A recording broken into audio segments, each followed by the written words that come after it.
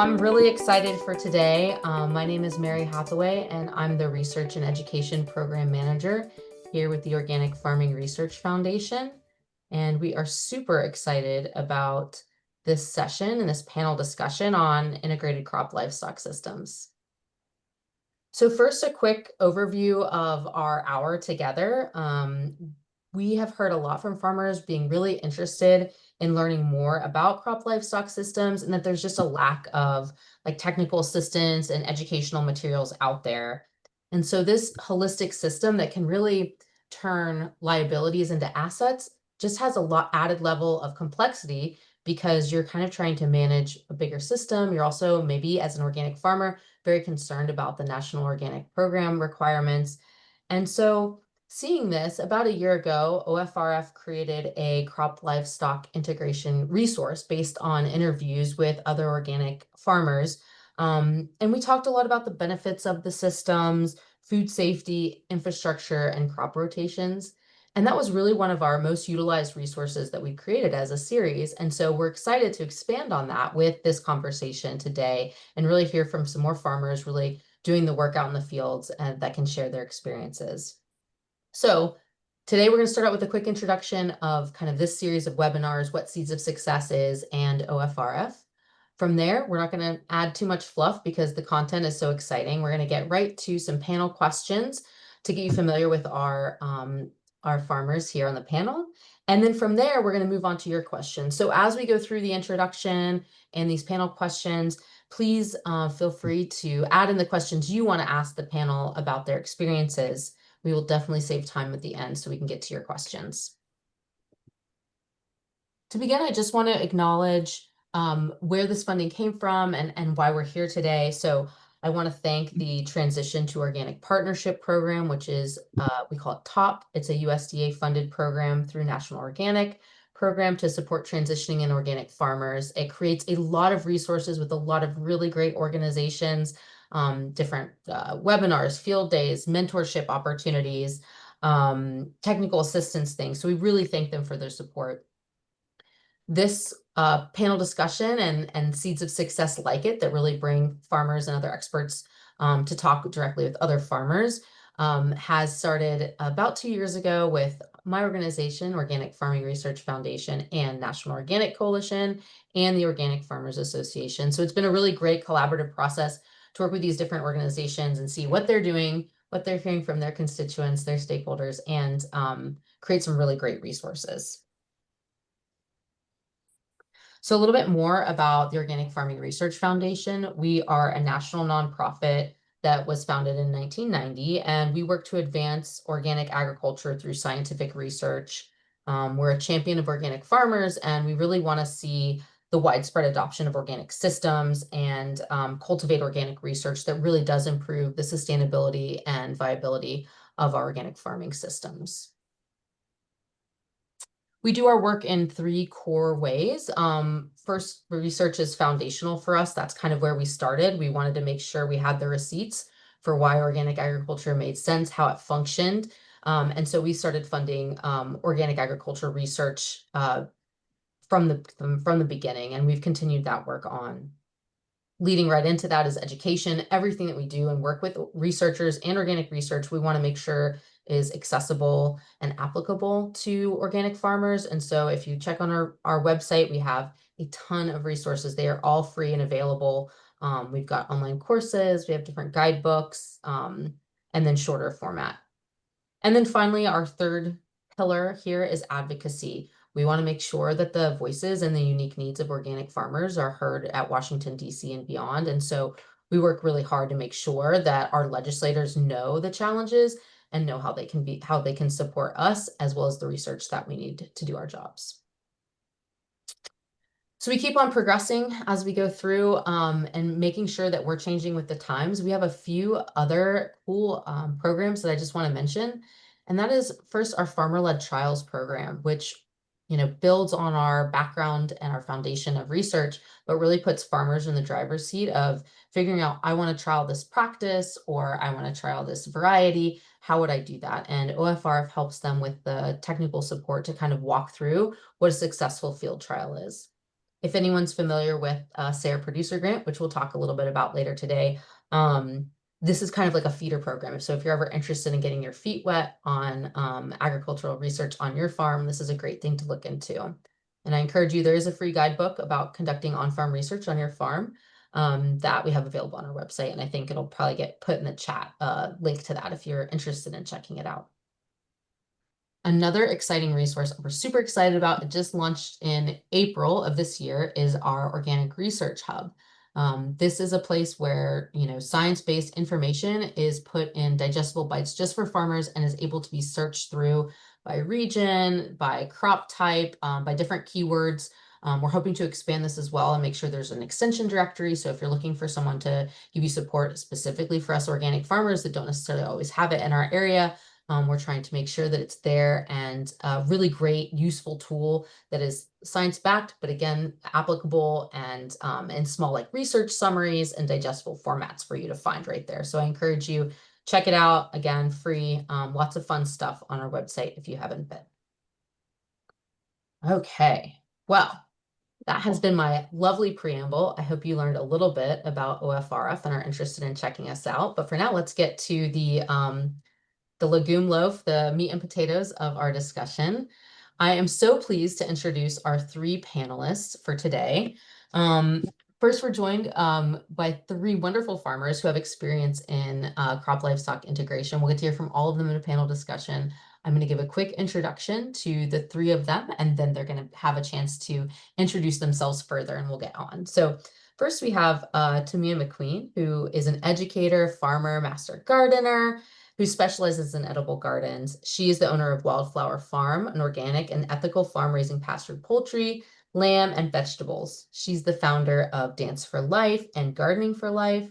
She's been an edible garden consultant for 14 years and in dance ministry for 13.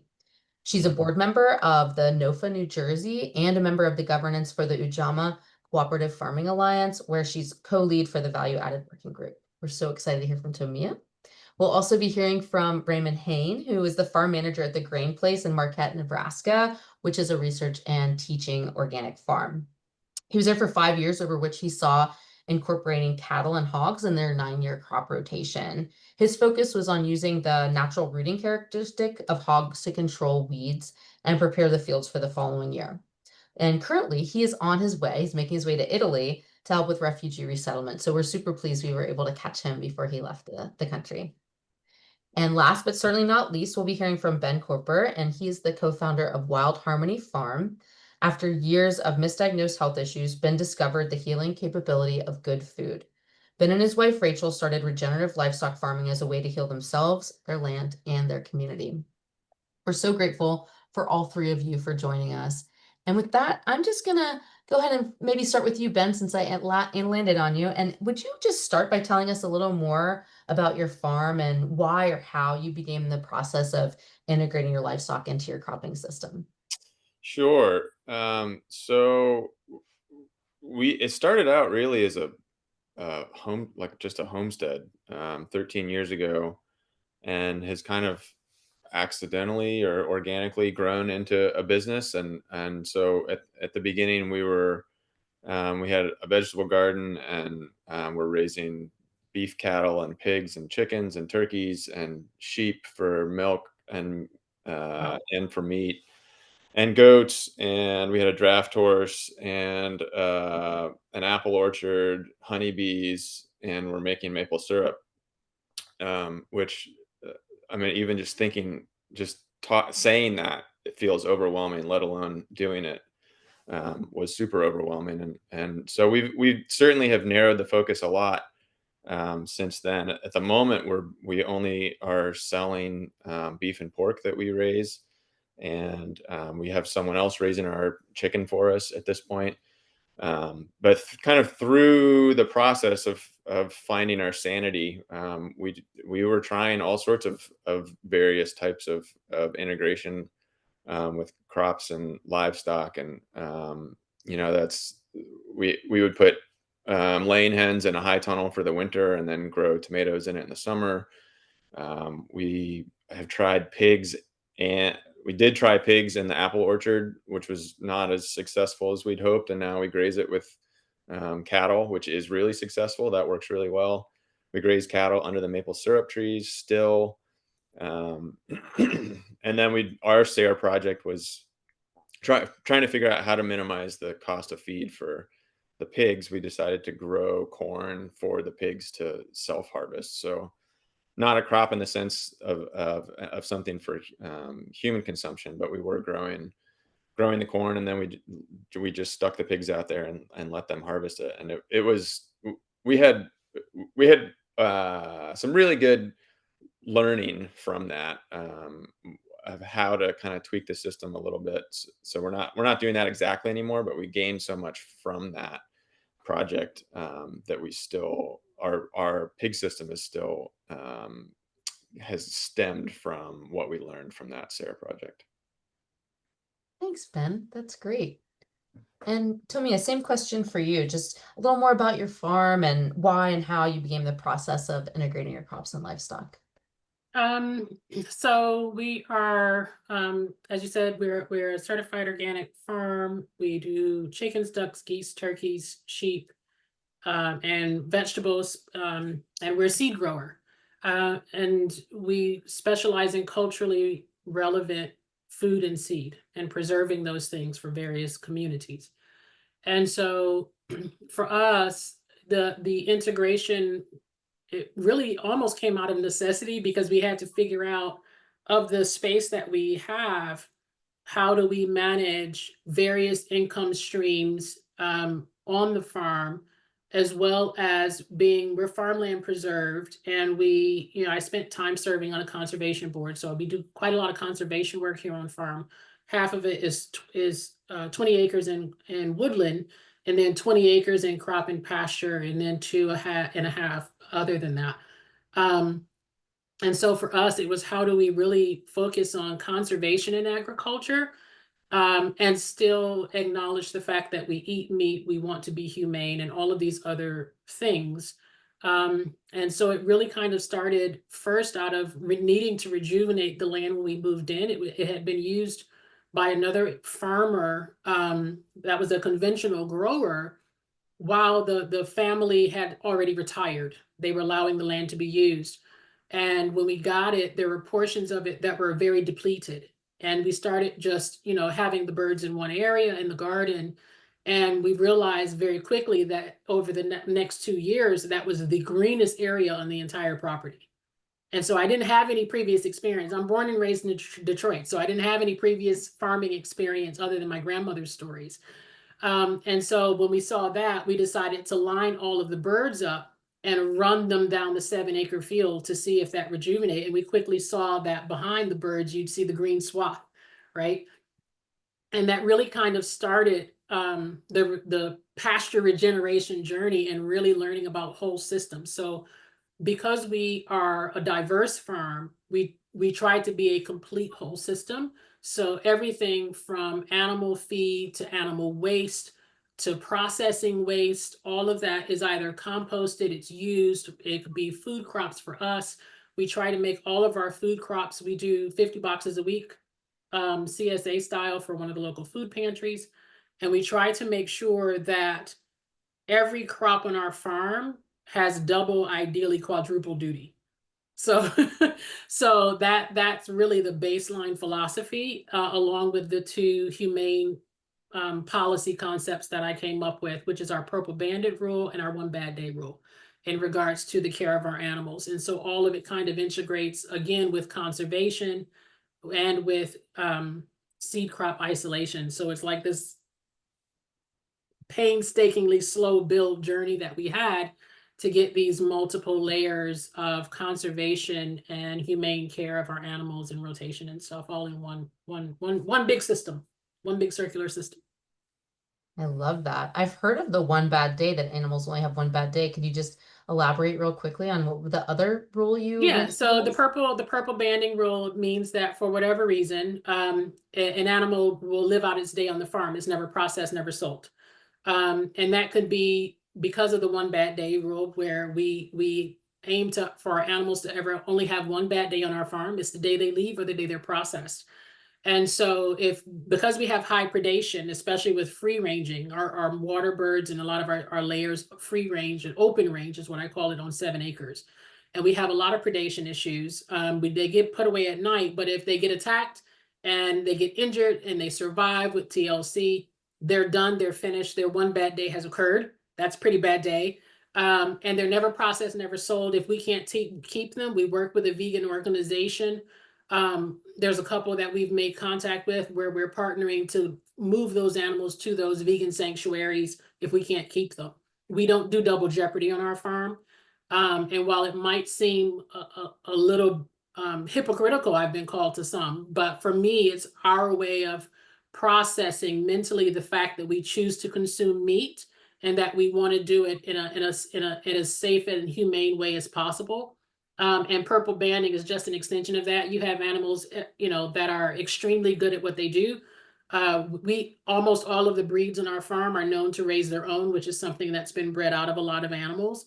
And so if they're extremely good mamas and papas, or for some reason the family and workers just become attached to them for some other reason, or if we know they've had issues in the past with other owners and we don't, we have a couple of donkeys and we have a suspicion that they had been cropped in their previous life somehow, we don't know.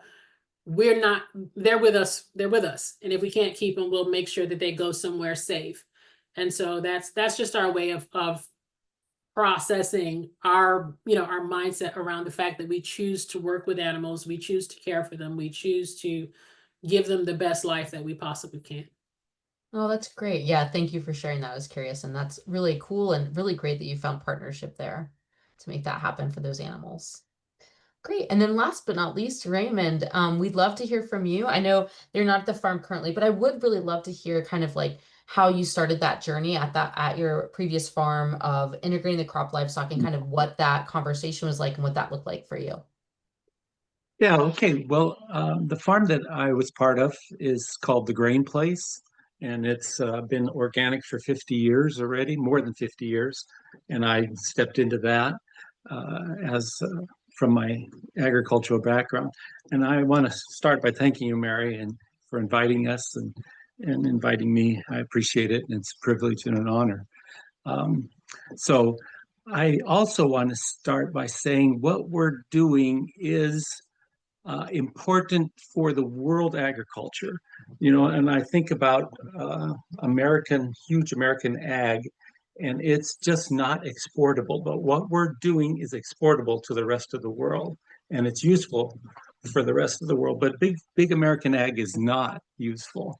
Most of the world can't use it. And so what we're doing is important. And I want to encourage everybody who's involved in organic ag that it's important what we're doing, and we can make a difference for food security in the world.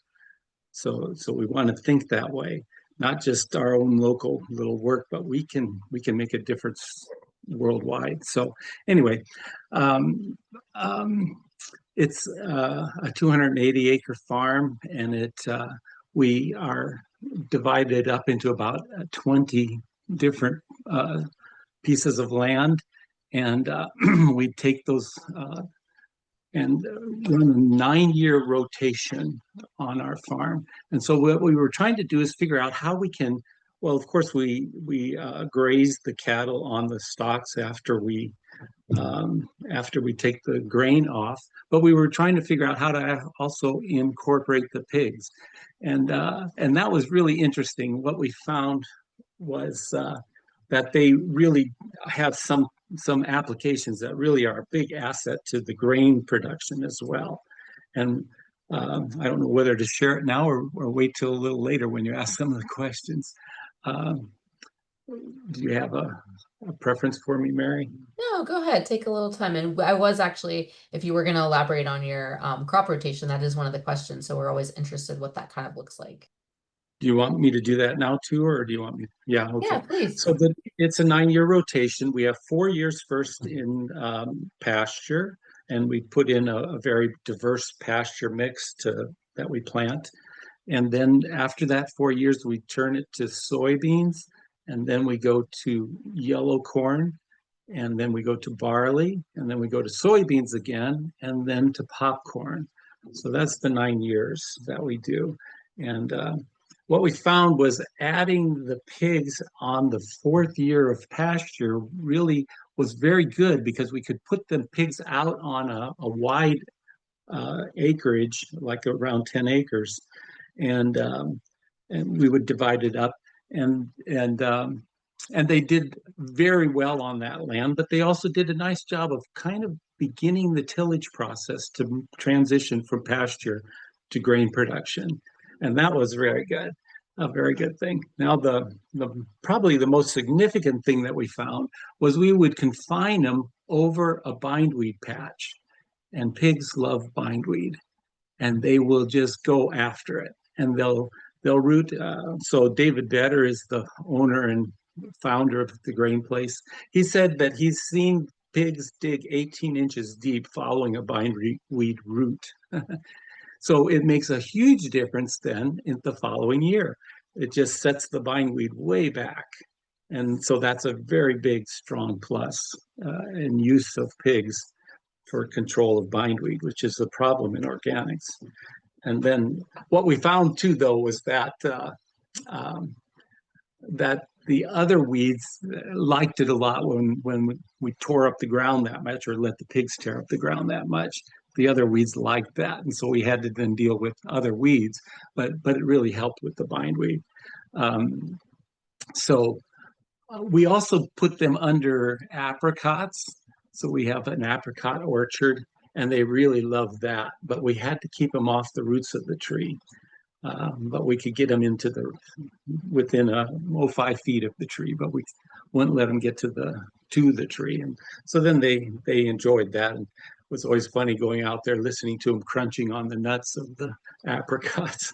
So anyway, that's how we used the pigs. And we have also an erosion dam on the farm, and the pigs we fenced that off, and then also gave them access to other land, and they just loved that erosion dam. And so here in Nebraska, I'm in Nebraska, we have 100-degree temperature is not uncommon in the summertime. And so, of course, if they have access to a pond like that, or small pond, they just love it, and they're fine in that kind of temperature. So anyway, those are the things we worked with in the SEER project that we were involved in and trying to incorporate the pigs, especially. We also, of course, use cattle, and we did some with chickens too, but mostly with pigs. So Thanks, Raymond. That's great. Yeah, I'm curious, while we're kind of talking a little bit about crop rotation, Ben, would you like to share a little bit kind of what your kind of rotation looks like? Oh, you're on mute. Yep. At this point, really the only integration between human crops and livestock that we have regularly is having the beef in the apple orchard. We are still growing crops for the pigs to harvest, but it's not human crops, and it's not corn anymore. We do a diverse mix of, depending on the time of year, several different cover crops: turnips and kale and collards and millet and sorghum sudan, buckwheat, a whole bunch of different stuff. And we do that in an 8-week rotation. So they have, it's kind of, we set it up kind of like a pinwheel where all their stuff, their shade, their food, their water is in the middle. And then every week they get a different paddock off of that, and we reseed it. We actually let them reseed it. We just throw the seeds out there the last day that they're in a paddock, and they bury it for us. And 8 weeks later, they're back in the same spot. And we've been doing that for 3 years, and it's fantastic for soil improvement.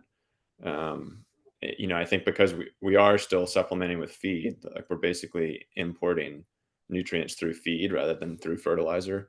And that's, we had been concerned for a long time that pigs would just destroy the land. And so we were trying to find a way that we could do it, where pigs are actually improving the land. And the idea came to me when I was talking to an organic vegetable farming friend who was talking about terminating cover crops.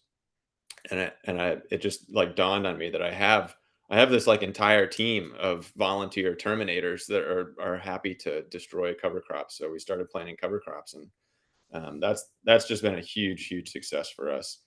And then the cattle, the rest of the time, they're only in the orchard about once a month because we just don't have enough space in there for them. And they rotate around all of our other pastures. They do go through the pig area also in the spring because the pigs just can't keep up with it. So we graze it a few times with the cattle also. Great, that's super helpful. Thank you. And Tomia, same general question too, if you want to talk a little bit about how you rotate your animal through and kind of what that crop rotation looks like on your farm. So for us, a lot of what we do with the integration is we do a lot of our actual bed prep with our birds. So obviously, you know, we would use manures from the stalls and such in the fall to tarp and then be ready, you know, to be ready for planting. If it's a new bed, we're no-till, low-till, but for open pastured, you know, those kinds of grasses require tilling the first go round.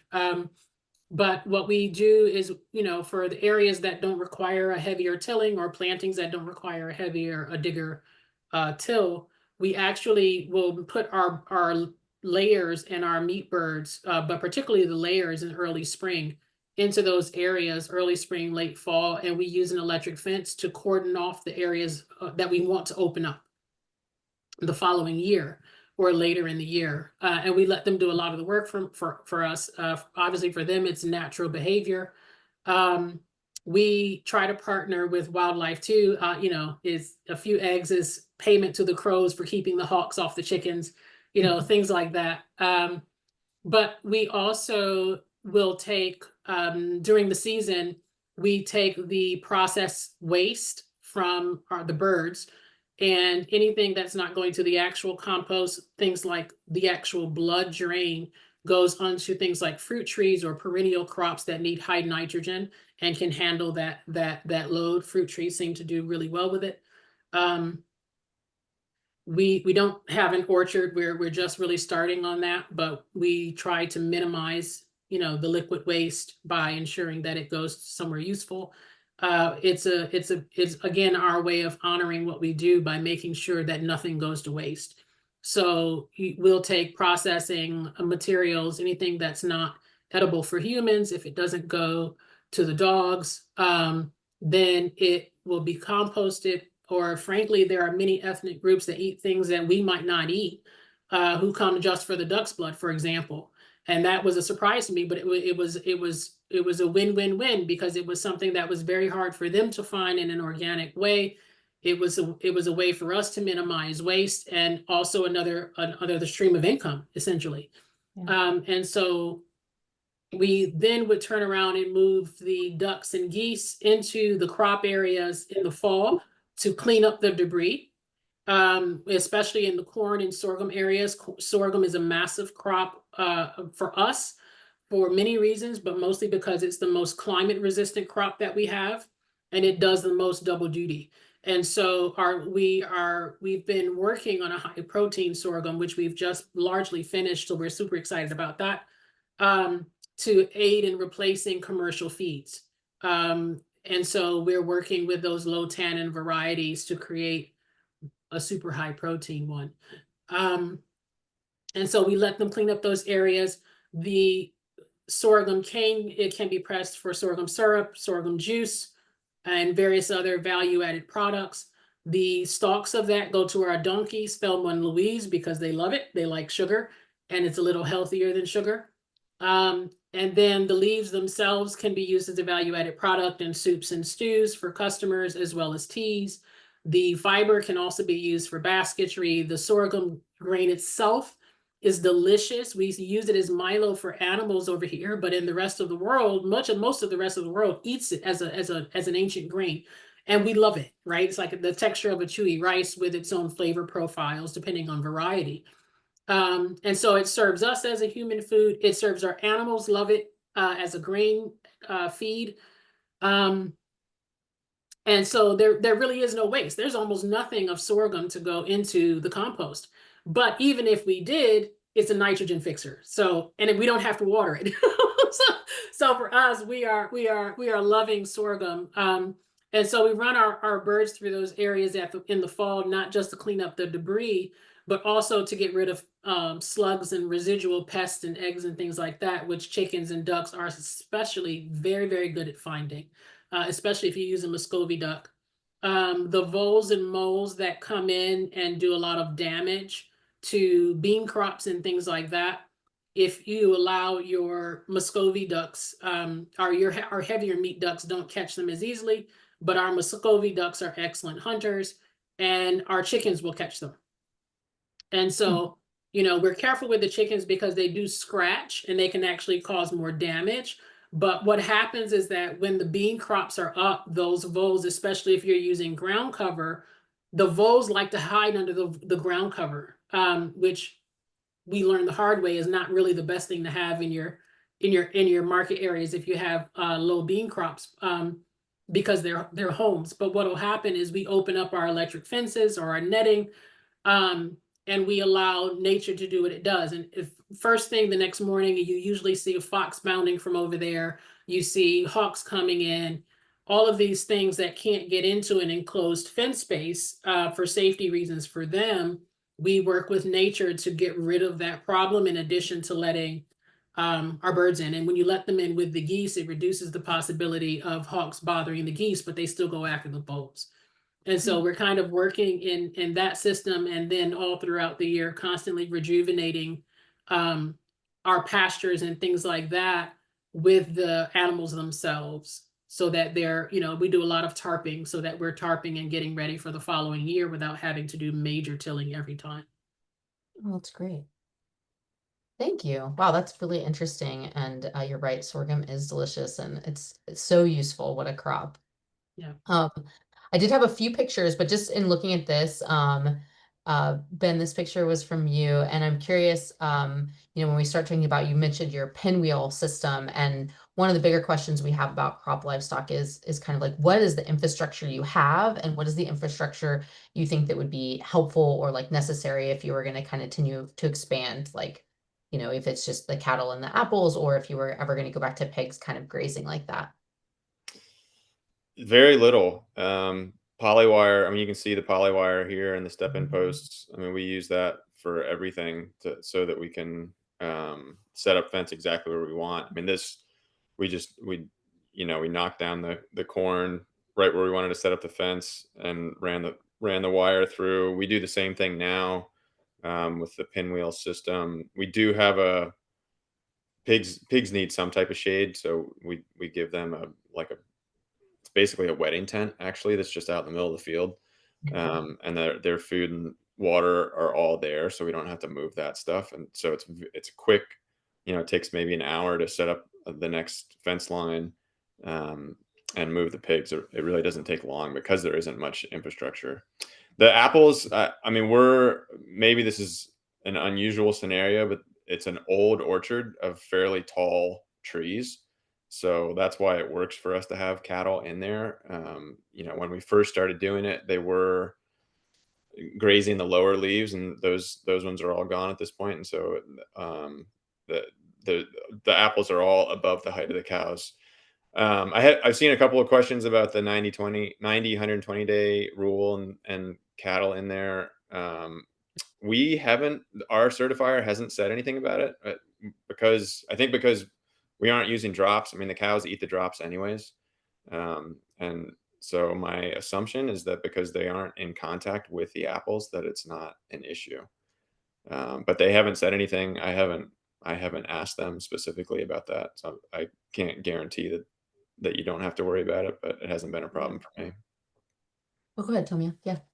With that particular rule, we found that we had to change our system a little bit, because we were letting the sheep into, the garden areas and market areas have additional netting to section them off from our medicinal circle, where we hold lots of workshops and classes. And amongst that literally sits in one of the pastures. And so what we had been doing in prior years, before really going to market, when we were mostly focusing on seed and on crops that were further up off the ground, like okra, right? We were letting the sheep in to cut the grass for us, because that was just all a part of our system of fertilization and keeping tidy and on all of these things. What we found when we started going to market and we started growing things like lettuces and things outside of raised beds in those areas, even though they're netted off, we had to change our system, and we can no longer allow sheep into the areas connected to it because we had to worry about workers traveling in into the market areas and tracking. And so on the one hand, you think I'm going to be super careful. Of course I am. It's my farm, it's my business, right? But the reality is, if you have people working for you, it's not a risk that you can take. So if for us, we did have to change our system a little bit so that the sheep, only come into that area when either we're no longer doing low growing vegetables in the connected areas that are fenced off, or we've stopped market altogether for those things, and those things are going to seed, and it's now a seed crop that it's going to go to the animals anyway. That's super helpful. Thanks, Tamia. And Raymond, I I see have you go off mute. I'd love for you to comment. I have a comment for you, Ben. One of the things that we've done with our pigs when we move them into a paddock, or which would work on your pinwheel, and that was we took an old livestock trailer that wasn't roadworthy anymore, and we used that for a pig shelter. And they would sleep in it every night and come out every morning. When we wanted to move them for whatever reason, you just get there in the morning and shut it before they get up, and you can take them wherever you want. It's all right to move it around the farm, but it's not roadworthy out in the public, and that worked really, really well. So just a thought: if you can find an old trailer on an auction and nobody wants to pay $20 for it, you can bring it home and use it for your pig shelter. And it's a big issue because they tear up things so bad. And so one of the questions was, well, how do you keep them from tearing up your tents? And I'd actually like to hear what you have to say. So the posts are driven into the ground, and the canopy part is above the height. It's about 4 feet up, so they can't reach it, and they haven't dug up or damaged the posts yet. So far it's been working fine. There's no walls on it. It's just like the roof part of it. So they're steel posts? Steel posts, yeah.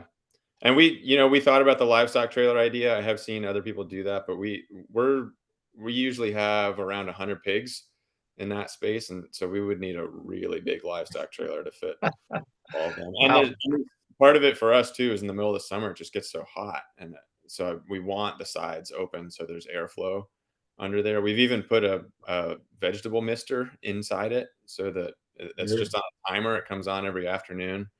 Yeah, sure. Just to keep them cool. Well, that's clever. Yeah, interesting challenges. Yeah. Yeah, and I'd love, I want to talk both a little bit more if there's anything else to discuss on the 120/90 rule, but I'd love to hear, Tamia, you mentioned having electric fences, and I'd just love to hear both from you, Tamia, and you, Raymond, about any other infrastructure things you've used to help with your, moving the livestock and how that looks on your farm. Yeah, we're a huge fan of electric fencing, electric netting. It does take a little bit of consistency, right? So with our predation issues, what we found is if you don't turn the fences on one night, you're gonna have dead livestock. The chances of that happening are very, very high. We mostly use the netting for the birds. The sheep, we're actually just instituting another internal rotational fencing in addition to changing the paddocks. The netting for the birds, what we find is that, when they're young, we keep them inside of the chicken tractors, which have open ground and move them. And that's simply because they go through the netting. And once they're outside of the netting, they're fair game. They have to be big enough to not get outside of the netting, and they have to be fast enough to get back in the tractor from the hawks, essentially. And so we use those to move the birds with solar energizers. What we found is that the smaller solar energizers eventually die after a couple of years. We just have a hard time with them, and we've moved to bigger ones, which in many ways is nicer because you don't have to worry about it dying quite so quickly in the winter. Most of the time, the ones that we buy we're a big fan of Premier One, and so we haven't had too many problems. And when we have had problems, they're very, they're good about fixing it. So we kind of like to stick with what we know. I know there are many other kinds out there. We're actually looking at the 2-strand that I saw. Ben was at, I might have been your farm with the hogs. We're looking at a 5-strand similar to that for our sheep, for internal rotation. But the other infrastructure that we use is T-posts and netting, which is pretty easy for your poultry. Not so much if you're talking about sheep, but it's pretty easy to contain your poultry. It's just not going to prevent predation. So if you have predation issues, electric really is your best friend. Here we've got foxes, coy wolves, coyotes, the occasional bear, mink. We had big mink attack for the first time this past winter and early spring, and it probably took out about half of our layer flock before we were able to catch it. Other farmers are like, oh yeah, we had one of those years ago. And so you think it's this rare thing. And as soon as we caught the first one, we spotted another one on a camera. And so, it's a constant protection game when it comes to predation. And so far we think we've got it under control, but those are all, obviously, of course, you have your aerial predators. So choosing your infrastructure has a lot to do with how you keep your birds. We don't clip wings, we don't despur, we don't clip beaks, we don't do any of those things. You can see that's Thelma and Louise in the picture, our donkeys, and you see they have no reins, they have no halters, no bridles, no saddles, nothing. We kind of leave our animals to do their jobs and as free as they can so they can defend themselves. So infrastructure wise, I would say, moving the animals, electric fence has been our best friend, but largely because we do free range and we do have predation issues. So you said you use 5 strands, or you're thinking about 5 strands on sheep. Would all 5 be hot, or would some of them be ground wires? I would imagine all 5 would be hot. The 5-strand is new to me. And so I'm doing my best to learn from some other folks. My understanding, the main reason for the 5-strand is because the lambs are going to go where they will, right? But they will stay with mom more often than not. And so it's a lot easier to try to contain the moms and keep the lambs contained that way. What we found with the netting is we at one point had our adult sheep trained to netting and it was working. But when we started lambing every single year, the lambs get caught in the net. Mm-hmm, and sure. So a hot net for a lamb is a very real thing, right? It's a problem. Yeah. And so with 5 strands, risk was the choking. With 5 strands, you might consider having 3 hot and 2 ground wires, so that when the sheep touches he gets a very good ground touching both the ground wire and the hot wire at the same time. And that will otherwise he might not be grounded well enough to really get a good convinced to move back. Okay. Yeah. Okay. That's That's awesome. helpful. Thank you. Yeah. Yeah. Good. Yeah, no, So it's new to me. So I am, the predation issue is very serious here with the coyotes. yeah, for sure. Yeah, we've got them too. But we don't have that much small livestock. So what we have on our farm is, again, it's 280 acres, but around the whole perimeter of the farm is a shelter belt that was put in about 30 years ago. So we fenced that off and we use that as our moving lane.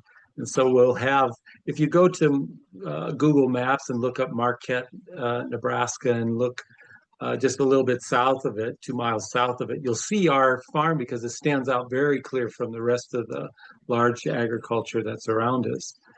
Because we have a lot of small paddocks. So moving from one field to the next was a problem. How do we get around the corn or the crop that's growing and get to the next pasture? But once we started using the shelter belt, then that really answered that issue very well. And so it's kind of fun. David Vetter said, well, I put that shelter belt in mainly not so much for wind issues, but more to make sure that the airplanes that are spraying my neighbor's crops have to pull up before they get over our land. So, Nice. so anyway, that has been a real plus for us too, using the perimeter of the land, putting a shelter belt there, and then using that for moving the animals from one field to another. Good. Thank you. Yeah, that's great. And that's a really good thought, both on keeping any errant spray off and a good extra use for it, that shelter belt. I'm going to ask one more question, and then we have a lot of really great questions in the chat. So this is my last one to you all. And I just want to think about how having these kind of systems of integrating your livestock into your crops has changed how you manage your soil fertility or your bed prep on your farm. I think, Tommy, you kind of touched on that and how you use those chickens as their help, but I just would love if there's anything else you wanted to elaborate on. And Raymond, I'll start with you. Yeah, a few years ago, again with our 9-year rotation, I put in a field, and our corn crop that year averaged 240 bushels an acre with no fertilizer, no chemicals.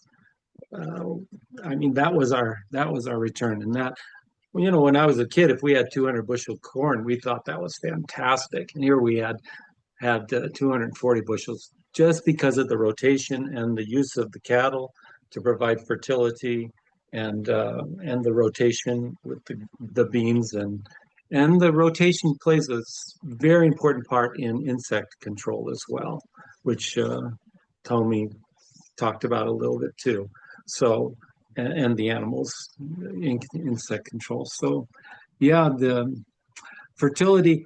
One other point I want to make is that David Vedder, again, was once, after a very heavy downpour, was looking, and he said he was driving through water that was coming off of their field, and it was almost to the floorboard of the Ranger that we were riding in, and you could see down through it to the ground. It was crystal clear. There was no sediment running through it, just because of the practices that we were using. There was no sediment coming off the field in the runoff of the water. So yes, the fertility and the control of erosion is just tremendous with these kind of systems. Oh, that's awesome. Thank you. Ben, I'll pose that same question to you. The first thing that came to mind for me is that I really miss raising chickens, because I remember the green strip behind all of our chickens, and we haven't raised our own chickens on our property for the last 3 years, and now we're finding ourselves nitrogen deficient and trying to figure out, where can we buy manure, because we aren't producing enough, except where the pigs are, and the pigs are there's plenty there, but again, I think the difference is that we're bringing in feed for the pigs, and so there's an excess of nutrients on the land where they are, and the cattle are 100% grass fed just from what's there, and so we don't have that anymore. I don't know, that's what came to mind, I guess, when you asked that question. I don't know if that's really helpful or not, but Yes, absolutely. And for you, Tomia, do you want to add on to kind of how you use that for your fertility or bed prep? I mean, one of the things that we found is that most of the time our birds are on they're moved within one particular pasture. And the other is free range in that pasture, and that's because of predation in one of the others. But what we found is that the grain drop that would normally be waste, the geese and the ducks, they know when the chickens are fed and when they get moved, the ducks and geese are coming right in because they know that there's probably grain buried somewhere, and they tend to dig a little more, especially the ducks. But even with that, we have found grasses sprouting from the grain that the chickens leave. And what we do is we allow the sheep to come in behind and actually graze those grasses as they grow up to about 6 inches in those forages. And we've actually seen a change in the health of our sheep, not just from being moved because they've been being moved, but the idea of being moved really to better annual forage because they're getting the milo, you know, the sorghum grass, the leftover corn, the peas, the this, the that are actually sprouting from any wastage that the chickens actually have. And so that has been really interesting to watch our lambs actually pick up faster. And presumably the milk is better for the moms as well. It's not something that we've tested, but you know, our flock is small and half of them have names. So, you know, we kind of know what their norm is. So to see them and their babies perk up health wise even more so after being on the forage that came behind the chickens has been really interesting this past year. So that's something that we have just added into our rotation in particular that we're going to be continuing with. That was pretty awesome. And this is the first year we didn't have a single loss with our lambs. Wow. And they were moved onto that field probably 3 weeks after lambing. So just, you know, just enough time where the lambs can move fast enough for safety. And it's been amazing. It's been amazing, the forage difference. Wow, that's incredible. Oh, it's so nice when you don't lose one. What a year. Yeah. Great. Turkey All right. vultures are real. Yeah. Yes. We have a lot of great questions, and I realized I did not leave enough time for all the great questions. So I'm going to pick through a few. And the first one I saw up here, just because I know that some people have really had some issues with mycoplasma infection in pastured laying hens, as well as some mycoplasma arthritis in a few hogs. I don't know if anybody on the panel had any experience with that particular issue. I'm pretty sure that we've seen that in our pigs too. It's maybe 1% of them that end up showing symptoms that seem aligned with that each year. We haven't done anything other than genetic, you know, just breeding it out. And doesn't seem to be getting worse, even though we've got the pigs in the same place every year. So I don't know. Fingers crossed, I guess. But Yeah. but we do, you know, we do just select for the new breeding stock from the ones that are thriving, and a few of them don't each year, so they just get called out of the herd. Thanks, Ben. So you're not able to rotate your pigs into different pinwheels? We have two different ones. We're thinking about setting up a third. We haven't yet. We haven't seen any reasons really to do it, and just logistically it's a lot easier to leave them in the same place. I think because they're getting moved every week. I'm assuming that the parasite load has not gotten too bad yet because of that. But yeah, Get the chickens back, they'll help with that. Yeah, I know. And maybe partly because we graze it with cows each year too, and I'm sure just having any other species in there is going to help a little bit with parasite load. Yeah, sure. Yeah, absolutely. Oh, that's great. I did have one here because we did talk a lot about rotational, like the fencing with electric fencing and using that. There is a farmer here with a pacemaker, so electric fencing is not an option. I'm just curious if anybody prior to electric fencing or instead of has used any other manner, because that is definitely an issue, right? I've seen it done with stone walls in the British Isles, but I don't think I would recommend. I mean, they have like 8-foot tall stone walls there that they rotate their sheep around. Yeah, that's a hard one because without electric, the predation issue just takes command. So I wish I had one for them. For cattle, they have come up with GPS tracking. You know, you put a collar on the cows and you can actually move them with your phone.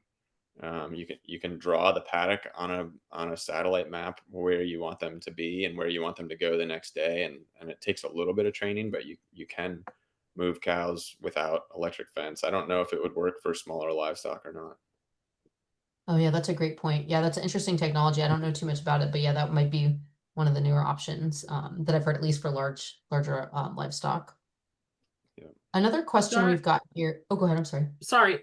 Guard dogs. Yes, is a good point. That is an option for rotation without electric fencing. So also, if you have a natural border of some kind, so we have woods on 3 sides and just the drive. So if you have some kind of natural border, especially if you have non-electrified exterior fencing of some kind that can contain your dogs, that would certainly be an option. Don't your donkeys help with the predators? They do. They are they can't stand canines, so they do help with the coyote pressure. We actually are having an issue because they also get hot and bothered and become very naughty and chase the sheep at night sometimes. And they caught 2 lambs last year, or not last year, very early spring. 2 of our lambs from last year, so they were a good size. But they caught them in the pack underfoot, and they, went to check out them afterwards, and kind of like, my bad, but that doesn't solve the problem. So they have their ups and downs. Most of the time it's fine, and they are alarmists. So a lot of times I hear the donkeys long before I see a vehicle, long before there's, a threat. You Sure. do see them. If you have an open field, I don't think donkeys do as good of a job with sheep, because sheep scatter when the threat comes. They scatter and then they flock, right? But then they scatter. And so if you've got 2 donkeys, they can only go in so many different directions. And the way that they do best defending is in tandem. They get in tandem and they attack whatever it is. And so what we do is, if we're going to leave any of the animals out with the donkeys, it's in a smaller 3-acre paddock so that they can defend that perimeter a lot more easily. But we don't have guardian dogs because of the donkeys. I've seen llamas used that way too. Yeah. A llama will do the same thing or similar. Great. Well, we only have about 2 minutes, well, not even 2 minutes left. I would like to say, if there's any one last statement from any of you all you'd like to mention about like your system or this, before we kind of close out, I would love to hear it. And Tommy, I'll go ahead and start with you. I just happened to see this question, Yeah. and the thing, we run about 600 birds over the summer. Well, 600 to 800 over the summer on a 7-acre pasture. But the thing about the rotation in between animals, it depends on the animal. You can put geese right behind sheep 3 days. You can put chickens behind sheep 3 days to help with parasites. There really isn't a set number of days between animal rotation if the animals are grazing different things in the pasture, if they're looking for different things. But this has been wonderful. Thank you so much for having me. Yeah. Yes. And Ben, any last statements or anything about, especially, I know a lot of people had questions about your apples and your cattle too. So if there's any last statement or any thought you have on that, we'd love to hear it too. Well, I was just looking at the question about terminating cover crops. But my thought on that is that it works if you're supplementally feeding the livestock. So with pigs, it's they're going to have some other type of feed anyways, and so they'll completely destroy anything that's out there that's alive, as long as you're feeding them something else. And I would guess it's the same with cattle. We don't. We're 100% grass fed. They're just on pasture, so we wouldn't give them grain or anything. But I think as long as you were feeding them something else, I think probably just about any livestock would successfully terminate cover crops. Chickens, I think would probably do pretty well at it too. They just need some other feed. Thanks, Ben. And you, Raymond, any last thoughts? Yeah, just again, I want to say that what we're doing is important. We have the potential to change food security issues in many countries. Just what we've discussed today is applicable. So the organic, sustainable, regenerative ag is applicable worldwide as compared to normal American ag. So keep at it and keep working at it, and think big, and think about helping our neighbors around the world with what we've learned. We can export it, and let's do. Oh, thank you so much. And what a great place to end it. I know we could probably talk about so many questions. There was more in the chat, and I apologize if we didn't get to everything, but this has been so informative, so wonderful. We will be sharing the recording, but again, thank you, Raymond. Thank you, Ben. Thank you, Tomia. This has been delightful. Thank you all for your time, and thanks everybody for your great questions and listening in.